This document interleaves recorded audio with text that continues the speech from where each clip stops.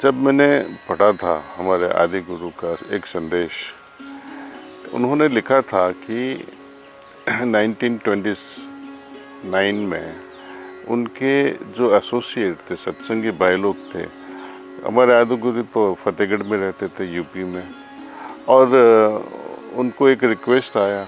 उनके जो सत्संगी भाई थे वो थे मध्य प्रदेश में, रावती डिस्ट्रिक्ट में थे वो। तो उनको बताया कि आप आइए हमारे गांव में रह के सबको सिखाइए। बुलाए तो वो चले गए। तो जब रेलवे स्टेशन से रावती गांव तक जाते हैं तो उनकी हरियाली जब देखते हैं, उन गांव के लोग को देखते हैं, उनकी सादगी, उनकी इनोसेंस और जो नेचर थी, तो उन्होंने लिखा कि ये मुझे याद करवा रहा है काकभूषुंडी का जो आश्रम था। रामायण के समय की बात कर रहे हैं साहब, कि काकभूषुंडी के आश्रम में कोई भी चला जाए उनको शांति मिलती थी, और वहाँ साधना करो तो आपको मोक्ष भी मिल जाता। तो उनको एक ख्वाहिश थी कि ऐसी जगह में शायद कुछ बन जाए, आश्रम बन जाए तो बहुत अच्छा रहेगा। तो मुझे एक अट्रैक्शन हो गया कि चलो रावती घूम के आते हैं।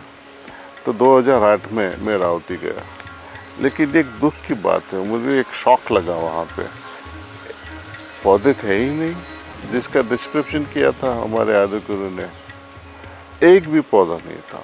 माइलों मीलों तक एकदम खालीपन था। बोला कहाँ गए ये सब पेड़ पौधे? 1929 में जो थे, अब 2008 में एक भी पौधा नहीं देखा मैंने। पानी का झरना जो बह रहा था वो खाली था, सूखा हुआ था।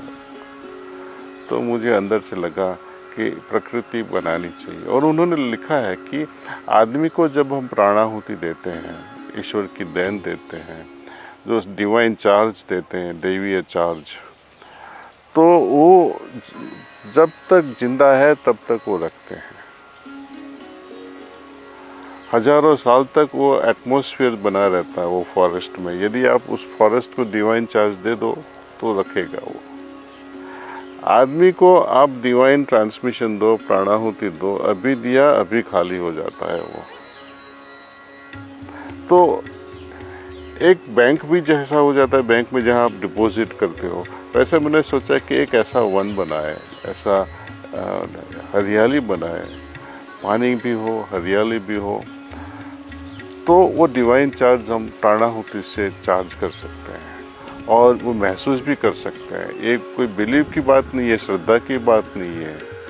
आप देखो, आके देखो कि यहाँ सही में आपको शांति मिलती है या नहीं। इसलिए हमने शांतिवन नाम दे दिया। और यदि लंबे समय तक 2-3 महीने साधना करो और देखो आपको जो मोक्ष की हालत क्या है उसका अनुभव होता है कि नहीं।